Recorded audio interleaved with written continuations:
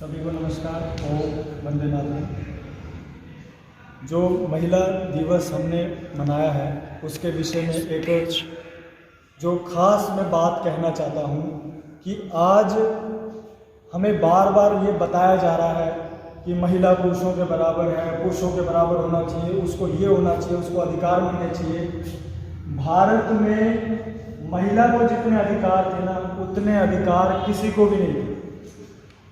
अगर हम भगवान राम से लेकर के बात करें या श्री कृष्ण की बात करें, गुरु गोविंद सिंह जी की बात करें, छत्रपति शिवाजी महाराज की बात करें, इन सबको जन्म देने वाली भी एक माँ थी। लेकिन पिछले कई समय से जब से हम आतंकताओं में आए, अंग्रेजों ने हमें लूटा, हम गुलाम रहे, मुगल आए, तब से महिलाओं की जो कदर है वो कम होने लगी।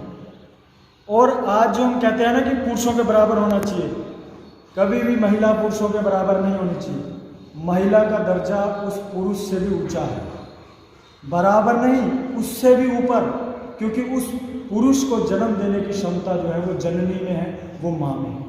अगर शिवाजी महाराज देश में हुए जिन्होंने देश के लिए किया तो वो भी एक माँ की वजह से, राम और कृष्ण जैसे हुए तो माँ की वजह से। लेकिन आज की माँ क्या कर रही है? आपने गीता आप पढ़ते होंगे, सुना होगा गीता के बारे में, महाभारत की कथा सुनी होगी। उसमें जो दृष्टांत आता है अभिमन्यु जी का, वे उन्होंने माँ की कोख में ही सब कुछ सीख लिया था, वे चक्रव्यूह में कैसे जाना है। और जब चक्रव्यूह से निकलने की बात चल रही थी तो जो है उनकी माता जी सो गए थे, उनकी नींद आ गई तो वो ज्ञान नहीं ले पाए और वो प्रैक्टिकल भी हुआ। चक्रव्यूह में अभिमन्यु जी घुसे, युद्ध को उन्होंने जीता, लेकिन मृत हो गए क्योंकि उससे बाहर नहीं निकल पाए। आजकल माताएं क्या कर रही हैं? वो फास्ट फूड खा रही हैं। जब बेटा पेट में है, बच्चा जब जो है पेट में है, गर्भ जब धारण हो चुका है तो फास्ट फूड खा रही हैं, हॉट डॉग, बर्गर, पिज्जा जैसी चीज़ें खा रही हैं। और देख क्या रही हैं? कोई कहानी घर घर की, क्योंकि सास भी कभी बहू थी, आजकल और नए नए, उसमें सारी तिकड़मबाजियाँ दिखाई जाती हैं कि एक महिला के चरित्र को ही दूषित दिखाया जाता है, पुरुष नहीं उसमें बुरे दिखाए जाते हैं।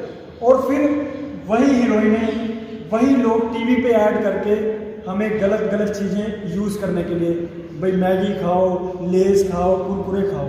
तो ये महिलाओं को बराबर का अधिकार कह करके बिगाड़ रहे हैं, जबकि उससे भी श्रेष्ठ स्थान है। और माँ अगर संकल्प ले लेना तो इस पेट से राम और कृष्ण ही जन्मेंगे। लेकिन आज हनी सिंह पैदा हो रहा है जो पूरे पंजाब को नशे में लगाने पे लगा है, शराब के गाने बनाते हैं।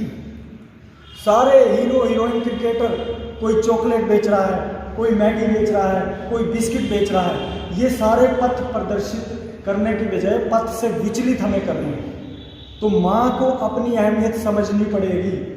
अगर वो रामायण, गीता, गुरु ग्रंथ साहब या ज्ञानेश्वर महाराज की कथा सुनेंगे या नामदेव महाराज को सुनेंगे तो दिव्य संतान पैदा होंगी। अभी जो है यो बच्चे पैदा हो रहे हैं, सच में, क्योंकि हम टीवी पे वही देख रहे हैं। जबकि पहले तो चित्र भी ऐसे ऐसे लगाए जाते थे घर में। तो माँ जो है ना, आज जो देश में इतना बुरा हाल है गरीबी का, भ्रष्टाचार का, क्योंकि हम खुद भ्रष्ट हो गए हैं। भ्रष्टाचार सिर्फ इतना नहीं कि रिश्वत ले लेना, भ्रष्ट आचरण। अगर आप पति हैं तो पति का धर्म नहीं निभा रहे तो भी आप भ्रष्ट हो। आप अगर पत्नी हैं तो पत्नी का धर्म नहीं निभा रहे। हमें बराबर का कह करके ये बिगाड़ रहे हैं। असल में पत्नी का अर्थ है जो पति को पतन से बचाए, उसके पतन से रोके। अर्धांगिनी बोला जाता है, यानी कि आपका आधा अंग। अभी मेरा एक हाथ नहीं है, मैं इसके बिना जीवित रह सकता हूँ? अरे भारत में महिला की क्या इज्जत थी, कितनी गहरी इज्जत थी, ये क्या हमें सिखाएंगे ये लोग जो आजकल ये बात करते हैं ना, ये खुद ही उन्हें विचलित कर रहे हैं। आज मैं जब पूरे देश में घूमता हूँ, बड़े बड़े शहरों में देखता हूँ, तो माताएं, बहनें, विद्यार्थी नशे में जा रहे हैं। लड़कियां तक सिगरेट पीती हैं, शराब पीती हैं। क्या ऐसा देश हम चाहते हैं? नहीं चाहते। कोई भी माँ नहीं चाहती कि उसका बेटा भी शराब पिए या पति शराब पिए, कोई पत्नी नहीं चाहती। लेकिन ये कौन सिखा रहा है? ये सारा मीडिया हमें सिखा रहा है, ये हीरो हीरोइन हमें सिखा रहे हैं। तो इनसे सावधान होना है, अपनी दिव्य संतान अपने कोख में पालनी है।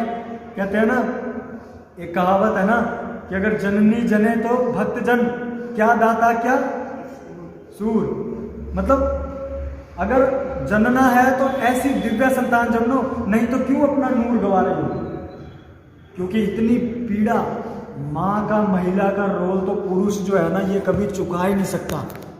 लेकिन पुरुष को कुछ अलग काम के लिए परमात्मा ने बनाया है और महिला को कुछ अलग काम के लिए। हमें बराबरी नहीं करनी है। अगर मैं पति हूँ या मैं पत्नी हूँ तो मुझे अपना धर्म निभाना है, ना कि आज हम क्या करते हैं। मैंने देखा है कई बार कि भाई आजकल महिलाएं बोलती हैं कई, हम क्या बच्चे पैदा करने के लिए हैं, हम क्या घर का काम करने के लिए हैं। अरे परमात्मा ने संतान इतनी अच्छी चीज को भी ऐसा हमारे बीच में रख दिया है कि हम बिगड़ जाएं। अरे ईश्वर ने तुम्हें ये सामर्थ्य दिया है, पुरुष कहाँ तुम्हारा मुकाबला करेगा। तुम 9 महीने में जो इतना ध्यान रखते हो। अभी किसी को बोलो कि वजन वाला सामान उठाना है तो पुरुष को ही याद किया जाता है कि पुरुष।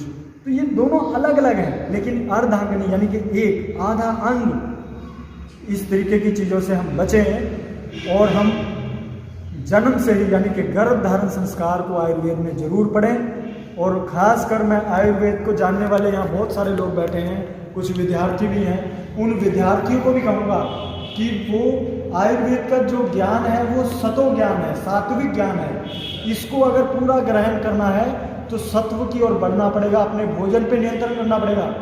अगर हम बाजार का जंक फूड, कोल्ड ड्रिंक, मैदे की चीज़ें ये सब खाते हैं तो हम वो ज्ञान भी नहीं अर्जित कर पाएंगे। इसलिए मेरी आपसे प्रार्थना है कि अपनी दिव्यता को पहचानो और इस देश के लिए ऐसी संतान दो कि दुनिया याद करे। हमें औरंगजेब नहीं चाहिए, हमें भ्रष्ट संतान नहीं चाहिए, हमें छत्रपति शिवाजी महाराज जैसे बच्चे चाहिए। हमें गुरु गोविंद सिंह और भगत सिंह पैदा करने हैं। तो इतना ही कह करके मैं अपनी वाणी को विराम दूंगा। और माताओं बहनों को मेरा शत शत नमन है, क्योंकि उनकी बदौलत ही ये शरीर मिला है। ऐसे ही हमारे गुरु जिन्होंने हमें बचपन से पढ़ाया है, देखिए इनके हाथों की खाई हुई मार आज हम पूरे देश में अगर बात करें तो जहाँ भी जाते हैं कि लोग ऐसा कहते हैं कि ऐसे बच्चे होने चाहिए। क्यों? क्योंकि हमारे कर्म ऐसे हैं। अगर हम भी कुकर्म कर रहे होते सुकर्म की जगह तो कोई ना कहता। तो एक जन्म होता है पेट से और दूसरा जन्म जो देता है वो उसको गुरु देता है, वो शिक्षक देता है। तो मैं शिक्षक जी को भी बहुत बहुत नमन करूँगा जिन्होंने हमें ध्यान दिया है। सभी को ओम